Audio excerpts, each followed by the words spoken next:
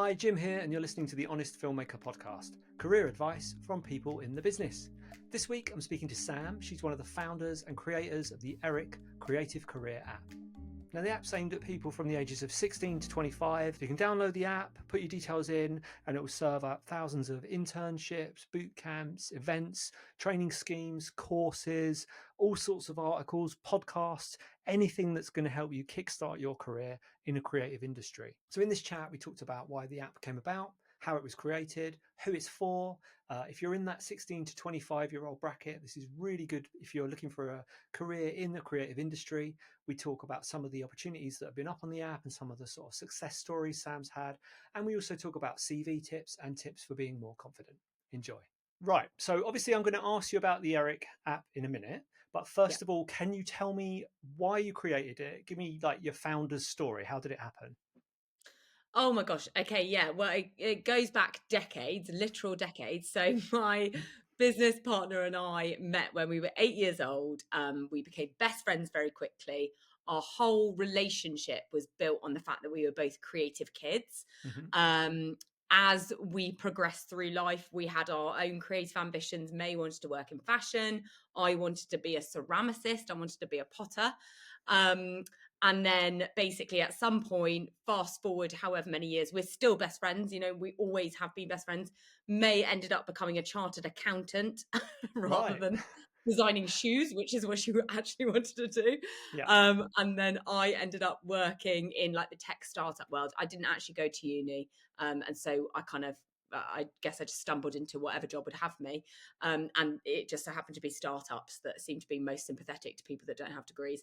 And then that is the foundation of Eric. We both failed to get into the creative industries ourselves. So at some point we decided we were just going to stop other young people from falling into the same traps that we did. When we actually got out into the working world, we began to realize that there were actually loads of creative jobs out there for lots of different types of people. But generally, on the whole, young people aren't being told that whole world exists. And so that's why we quit our jobs basically to start this thing that we called Eric. It's been through a couple of different versions of what it is, but fundamentally the mission has always been the same: to democratize access to the creative industries for every young person everywhere. Fabulous. And it is amazing how, like, I've downloaded the app, I had a good look at it, and it's amazing how many things pop up there, and I'm looking at them, thinking probably with my daughter, we'd probably find that 2 months after it had happened and go, oh, that would have been good. You'd have liked Yeah. that. You'd have done that. So it's perfect. So give me who is the app aimed at? What's the age range? Who's the person? Yes, so the app is aimed at, on the whole, 16 to 25-year-olds, but anyone can actually download it. Mm-hmm. But 16 to 25-year-olds all seem to share a common problem if they're trying to get into the creative industries, which is exactly as you just described. You're never in the right place at the right time to find an opportunity. And it always feels like everyone else seems to get access to these things. And you're like, how did you find that? Like, where did that come from? And actually, it turns out that there are thousands of things out there that can help young people get into the creative industries, whether that is to gain skills, build experience, maybe build confidence as well, build networks, and ultimately get a job. It's just they're currently being promoted on like every possible area of the internet that you could ever imagine, the weirdest, corners that you would never think to look in. And so that's what our app does. It basically scouts the internet, finds everything that is out there that can help that profile of young person get into the creative industries. And then we bring it all into one place. So you can just, rather than having a million tabs open in your browser and Yeah. spending, weeks of your life trying to find stuff, you can just open an app. Yeah. And also I notice you set up a profile and you select the sort of things you're interested in. So you get served fashion, film. So it's all kind of sorted out for you. That's marvelous. Yeah. So looking at young people, obviously experience is important. What do you think, what are the barriers for people getting into that, apart from trying to find those work experience jobs? Well, I think, to be honest, I don't want to talk about the same problem that I've just spoken about, but like discovery is the fundamental biggest barrier, I think. because we also hear it from the company sides of things, where all of these organizations create these opportunities that are designed for young people, and they're like, why aren't we getting enough applicants, which is a wild problem in this day and age. Mm.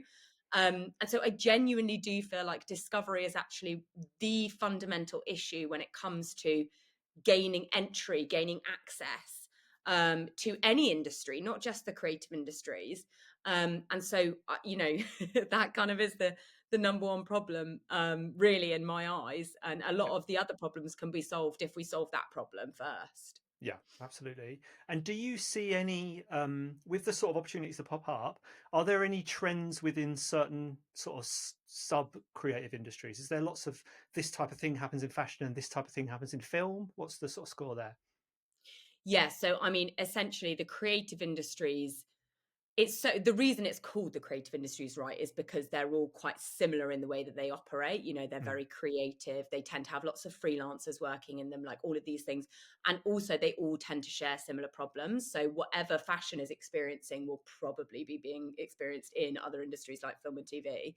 mm, Um, I think on the whole, like the creative industries in general as a collective area has been relatively lazy about like helping young people gain access. And I don't necessarily mean, creating opportunities and things like that, just in terms of, they'll create an opportunity, they'll tweet about it, which, young mm, people aren't really on Twitter, for example, and then they'll be like, but why isn't anyone applying? And then mm, they don't really give it that much thought, because historically it's always been a like oversubscribed area to go into, and they're kind of, I guess, slightly resting on their laurels there, and kind of, riding off an old, I guess, inherited reputation. mm, um I also think it's fascinating in all of these creative industries how out of date the knowledge is still about what happens in the creative world. And I think, again, that's testament to the fact that the creative industries doesn't really do that much effort to update people, to communicate with people outside of the creative industries. It's just kind of, there's a whole world of problems there, I suppose. But yeah, like everything that is happening in one creative industry is most likely happening in all the others. yeah, absolutely. And it's part of the reason for the honest filmmaker as well, is trying to break down those things that you're embarrassed to ask or worried that you don't quite understand. Yeah. And the two, funnily enough, so I've done a previous video with two big myths. One of them was it's not what you know. No, it's not what you know, it's who you know. Hmm. And the other one is the right place, the right time. Got to be in the right place, the right time. So obviously the app Yeah. solves that. Do you Yeah. think the it's not what you know, it's who you know still counts or not? Um, well, yeah, I mean, I think it's still a big issue, but I do think that you're more likely to know the right people if you're in the right place at the right time. And Mm, that's why I always believe that actually the fundamental root of the issue is that if you can't be in the right place at the right time, there's absolutely no way you can know the right people. Um, so yeah, no, I think, it does help, certainly, but you can make your own networks, whereas you can't necessarily be in 5 million places all at once. yeah, yeah, definitely. And I noticed you, so you've done that report for the BFI. What's Yeah. stopping young people from pursuing careers in screen industries? It's a big report, so Yeah. I'm not expecting you to give me the whole thing. But what were kind of your key takeaways from it? Number one, I think, is how out of date everyone else outside of the screen industries is about, Mm, like, when it comes to knowing what the actual screen industries is. For example, I think the number one like thing that hit me was the fact that young people, kids, do not even know what the term VFX is. Like, mm, VFX is, for anyone that's listening who doesn't know what that is, don't worry, guys, you're not alone, because clearly that came out in the report. But it stands for visual effects. And every young person that we interviewed had seen multiple videos of green screens, and like they mm, knew what a green screen was, but they had absolutely no idea that that was an entire industry, and that it was part of an industry that is called VFX. yeah, And I think that speaks volumes about the fact that people, young people, are seeing these things all around them all the time. They are plugged into the way that these things, the way that the creative industries operate, but they don't even necessarily connect that in their minds with that is a career option for me, or like that is something that is an industry, or wow, that's a term that I can search for VFX careers. Like they would never think to do that. And that to me was just wild. Yeah, VFX, not knowing the terminology or even what to look for, even though you've seen that stuff and thought, oh, that looks cool. I'd like a career in that. Yeah. So from that report, what were the sort of recommendations? What were you saying they should do to get more young people in? So, okay, yeah. So, industry basically just needs to be better connected with education. And I think there are basic things that can help with that. One of the other things that we discovered from the report was that, like, employers who wanted to get involved in education were searching for different terms as to how you could do that Right. than education were talking about internally. So, like, employer engagement, for example, is actually the term that the education space uses, but the employment space does not use that term so much. And so, like, there are like literal, very small, basic things like that, where like terminologies are essentially acting as a massive barrier for, the line of communication. And that has a disastrous effect on how connected industry is to education. And actually, that's really what needs to happen in order to solve this problem. Industry just needs to talk to education more, and then everything else will probably fall into place. Yeah, yeah. That's interesting. Um, so, uh, give me some examples. Doesn't matter if they've passed now, but give me some examples of the sort of opportunities that pop up on the app. Yes. Oh my God. Yeah. We use this term opportunities as like a really broad term for like anything that can help you, like I said before, like gain skills, experience, confidence, and networks. Um, because it is nowadays, it's not just about getting a job. You have to gain experience in order to get a job often, which is super unfair. That's a problem in itself. But like what we can do at Eric is we can help people get access to that kind of stuff easier. So we have things like everything from internships to apprenticeships to work experience, those more like tangible industry linked experiences, through to like accessibility schemes like mentoring programs. We've got free training, we've got careers events, we've also got loads of competitions and grants. Like the amount of creative competitions that are out there like again is like mad. And that's such, if you win a competition, what an amazing thing to be able to put on your CV. So we got all of that kind of stuff out there. So it's loads of things that can like I say, help you build that kind of CV and portfolio, and hopefully get you better connected. Yeah. And something you've hit upon there, which is a tough one for anyone of any age, but in particular when you're leaving school, college, or uni, is CV. So, Yeah. any tips for your CV? What's your top tips for that? Yes. Oh my gosh. Okay. Because I think this is a really interesting conversation in itself. A CV is very dependent on who you're sending it to. Like we, as a tiny startup, we have 8 people working at Eric, which is really not many in the grand. I mean, it's amazing for us because it used to just be me and May. But like in the grand scheme of things, that's a very small company. And we love it when people send over CVs that are kind of like creatively, that look very creative, because we are, creativity is at the heart of what we do. But if you're sending a CV to a massive employer, like a big company, like let's say Warner Music, they tend to have like software that sifts through CVs for specific keywords. So my best bit of advice would be to do research on the company, like put them in a category of small, medium, or large. Think about whether they're likely to get loads of applications all the time, and will they be using software? And start thinking about that kind of thing. Who is the person that you're sending it to? What would they want to see? Yeah, absolutely. And also, even with your covering letter, it's all about explaining why you'd be an asset and why you want to work there. Definitely not going, oh, I'll have a go on that. I'll enter that. I'll just chuck my CV at them, because you won't get anywhere. You've got to tailor it and sort of get in there the right way. Yeah. What are some of have you got any sort of success stories that have come out of the app?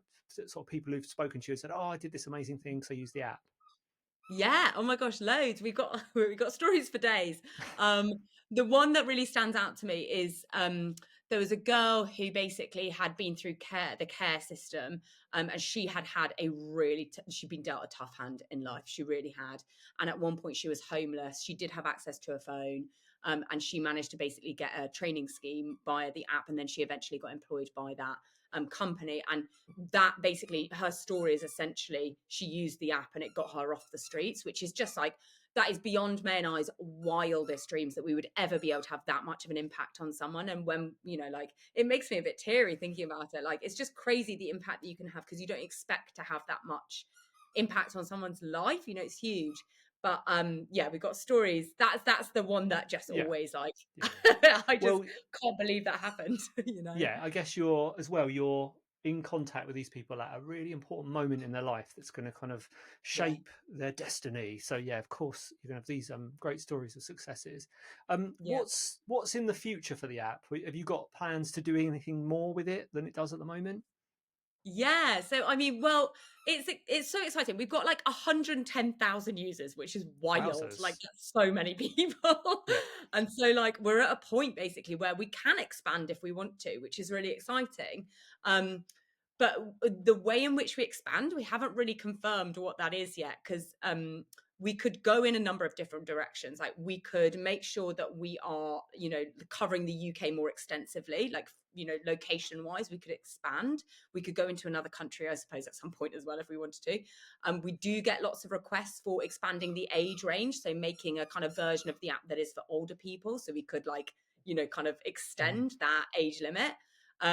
We could expand into different industries as well. We don't have to keep it the creative industries, because like I said before, the discovery issue is not an issue that is necessarily exclusive to the creative industries. So I guess we don't know, but there are a number of different things that we could do. And so get in touch, guys, if anyone wants to suggest which one they like. Ideas on postcard. Love it. The other thing I was going to say that I've seen in young people that they struggle with is confidence. Have you got any thoughts on tips on confidence? Yes.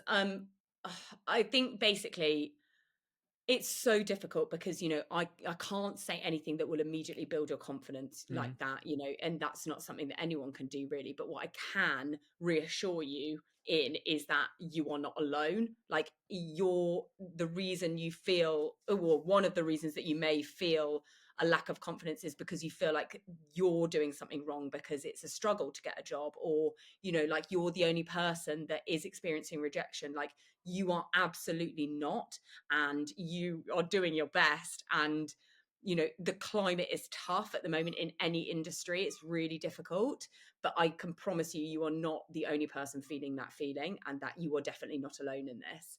And that, I think that if I was a young person now, sadly I'm not young anymore, but if I was feeling that lack of confidence that I definitely remember that I felt, I think that's what I would have wanted to hear.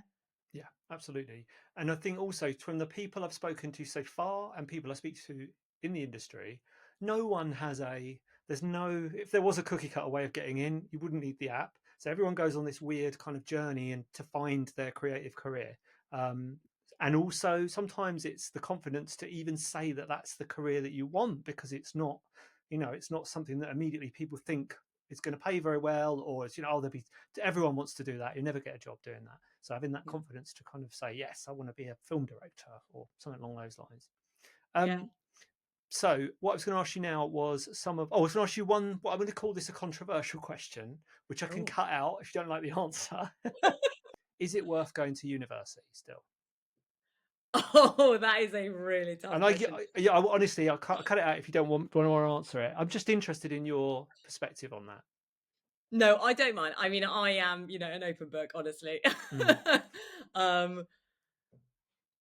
Oh, that's so tough, because I think it is and it isn't. And I think essentially what we need to get away from is thinking that university is the only way in. That's how I'd I guess, diplomatically answer that question. I didn't go to uni, and I'm absolutely fine.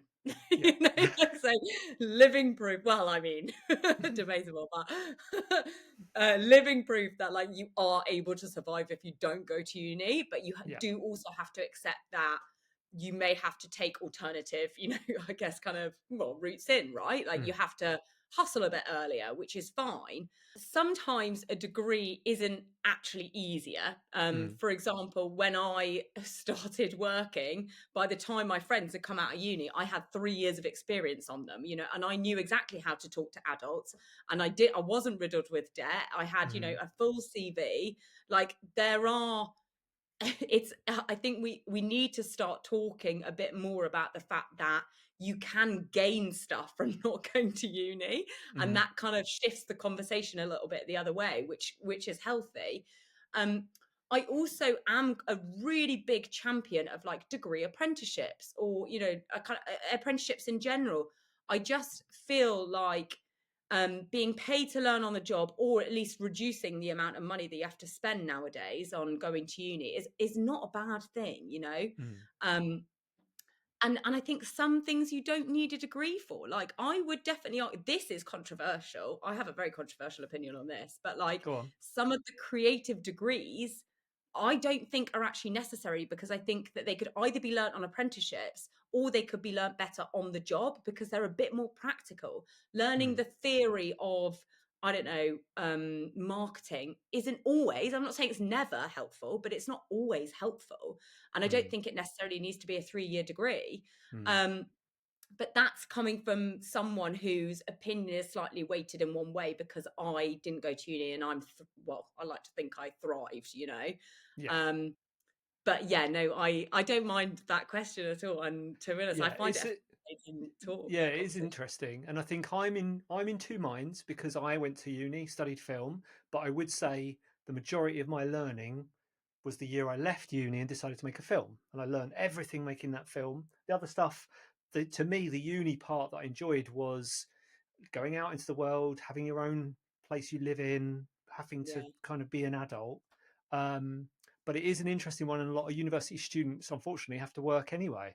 So, yeah, work full time and get a degree. So it is an important question. Maybe that will change. Maybe things will change. But yeah, it is a tough one, and something worth thinking about. yeah. Not automatically thinking I've got to go to university. There might be an alternative path for you.